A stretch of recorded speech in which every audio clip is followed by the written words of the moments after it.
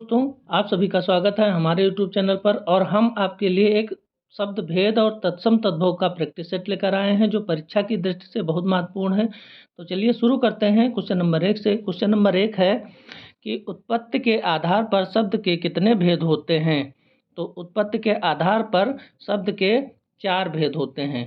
तो question number 1 का B answer सही हो जाएगा। अगला क्वेश्चन नंबर 2 है, संस्कृत के ऐसे शब्द जिसे हम ज्यों का त्यों प्रयोग में लाते हैं कहलाते हैं। तो इसमें संस्कृत के ऐसे शब्द जो ज्यों का त्यों प्रयोग में लाए जाते हैं उन्हें क्या कहा जाता है। तो उन्हें तत्सम कहा जाता है। 2 का ए आंसर बिल्कुल सही हो जाएगा। अगला क्वेश्चन नंबर 3, निम्नलिखित में रूढ़ शब्द कौन सा है। तो निम्नलिखित में रूढ़ शब्द कौन सा हो जाएगा। डी आंसर इसका सही हो जाएगा, पशु। रूढ़ शब्द पशु हो जाएगा। 3 का डी नंबर सही हो जाएगा। अगला क्वेश्चन नंबर 4, शब्द रचना के आधार पर बताइए कि कौन सा शब्द योग रूढ़ है। तो योग रूढ़ शब्द कौन सा हो जाएगा, जलज। 4 का डी आंसर बिल्कुल सही हो जाएगा। अगला क्वेश्चन नंबर 5, निम्न में रूढ़ शब्द कौन सा है। तो रूढ़ शब्द कौन सा हो जाएगा, इसमें रूढ़ शब्द हो जाएगा वैभव। निम्न में रूढ़ शब्द वैभव हो जाएगा। 5 का डी आंसर बिल्कुल सही हो जाएगा। अगला क्वेश्चन नंबर 6, परीक्षा शब्द निम्नलिखित वर्गों में से किस वर्ग में आता है। जो परीक्षा शब्द है ये किस वर्ग में आएगा, तत्सम में आएगा, तद्भव में आएगा, देशज में आएगा, विदेशज में आएगा। तो परीक्षा शब्द तत्सम में आएगा। 6 का ए आंसर बिल्कुल सही हो जाएगा। और अगला क्वेश्चन नंबर 7, मजिस्ट्रेट शब्द है। तो मजिस्ट्रेट शब्द कौन सा हो जाएगा, मजिस्ट्रेट शब्द आप लोग बताइए। तो मजिस्ट्रेट शब्द जो है वो विदेशज में आ जाएगा। 7 का डी आंसर बिल्कुल सही हो जाएगा। अगला क्वेश्चन नंबर 8, निम्नलिखित में कौन सा शब्द देशज है। तो देशज शब्द कौन सा हो जाएगा। यहाँ 8 का डी आंसर फिर से सही हो जाएगा। 8 का डी आंसर लोटा देशज शब्द माना जाता है। और अगला शब्द 9। अगला क्वेश्चन नंबर 9, स्वतंत्र सत्ता धारण न करने वाले शब्द क्या कहलाते हैं। स्वतंत्र सत्ता धारण करने वाले शब्द क्या कहलाते हैं। तो स्वतंत्र सत्ता धारण करने वाले शब्द यौगिक कहलाते हैं।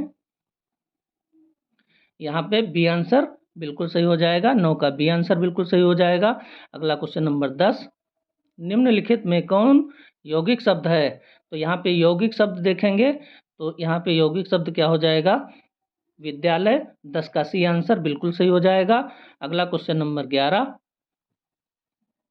प्रयोग की दृष्टि से सूक्ष्म अंतर व्यक्त करने वाले शब्द क्या कहलाते हैं। तो प्रयोग की दृष्टि से सूक्ष्म अंतर व्यक्त करते हैं वो शब्द क्या कहलाते हैं। तो यहाँ पे क्वेश्चन नंबर 11 का बी आंसर बिल्कुल सही हो जाएगा। और अगला क्वेश्चन नंबर 12, यौगिक शब्द कौन सा है। यौगिक शब्द इसमें देख लेते हैं। 12 में यौगिक शब्द कौन सा हो जाएगा। तो यहाँ पे पाठशाला हो जाएगा।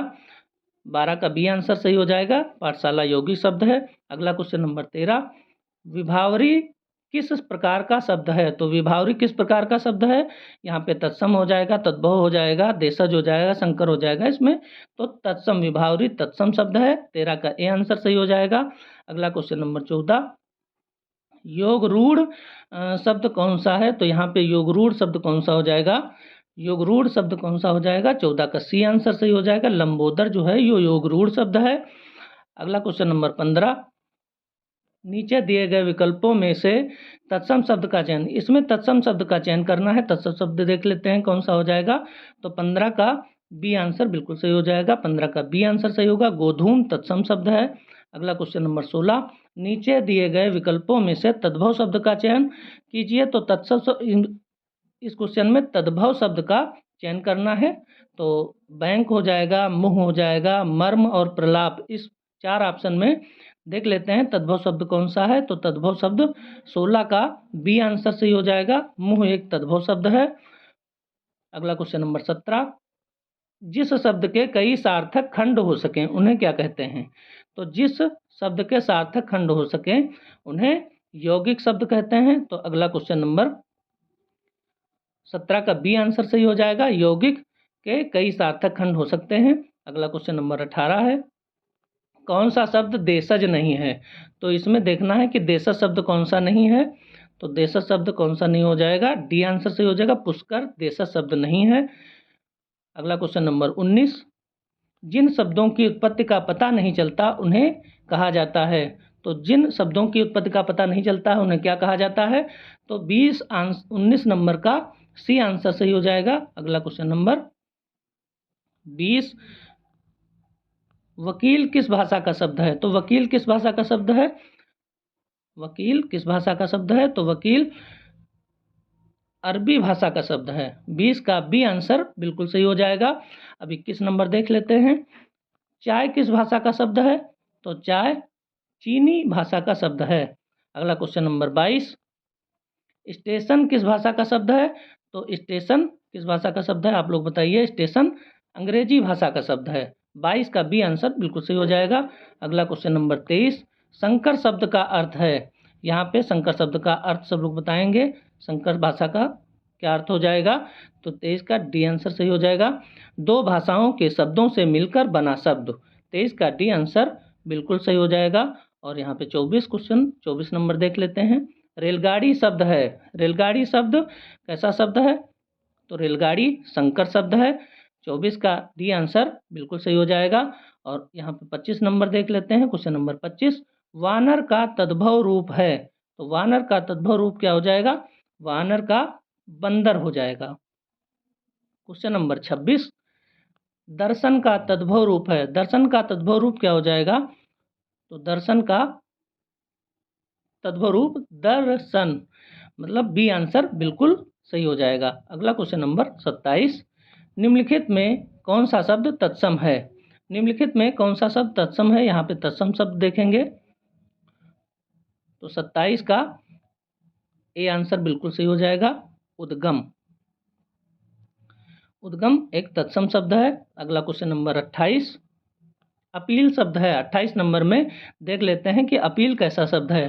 तो क्वेश्चन नंबर 28 में बिल्कुल सही हो जाएगा डी आंसर, विदेशज। अपील विदेशज शब्द है। 28 का डी आंसर बिल्कुल सही हो जाएगा। और अगला 29 नंबर क्वेश्चन, 29 नंबर में मगही शब्द है। तो मगही कैसा शब्द है, मगही एक तद्भव शब्द है। मगही कैसा शब्द है, एक तद्भव शब्द है। बी आंसर बिल्कुल सही हो जाएगा। और अगला क्वेश्चन नंबर 30, संधि शब्द है। तो संधि कैसा शब्द हो जाएगा, संधि तत्सम शब्द हो जाएगा। 30 का ए आंसर बिल्कुल सही हो जाएगा। अगला क्वेश्चन नंबर 31, लोटा शब्द है। तो अभी हमने ऊपर एक बार इस क्वेश्चन को हल कर चुके हैं कि लोटा कैसा शब्द है।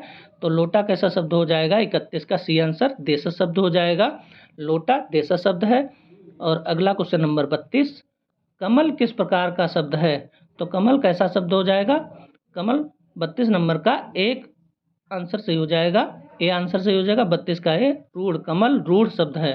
अगला क्वेश्चन नंबर 33, पाठशाला किस प्रकार का शब्द है। तो पाठशाला कैसा शब्द हो जाएगा, पाठशाला यौगिक शब्द हो जाएगा। 33 का बी आंसर बिल्कुल सही हो जाएगा। और अगला क्वेश्चन नंबर 34, दशानन किस प्रकार का शब्द है। तो दशानन योगरूढ़ शब्द हो जाएगा। 34 का सी आंसर बिल्कुल सही हो जाएगा। अगला क्वेश्चन 35, निम्न में से एक तत्सम शब्द छांटकर बताइए। इसमें तत्सम शब्द छांटना है। तत्सम शब्द देख लेते हैं कि 35 में तत्सम शब्द कौन सा हो जाएगा, तो घोटक। 35 का डी आंसर बिल्कुल सही हो जाएगा, तत्सम घोटक शब्द हो जाएगा। और अगला क्वेश्चन नंबर 36, निम्न में से कौन सा शब्द तुर्की भाषा का है। इस क्वेश्चन में तुर्की भाषा का शब्द देखेंगे तो 36 का डी आंसर सही हो जाएगा, तुर्की। कैंची तुर्की भाषा का एक शब्द माना जाता है।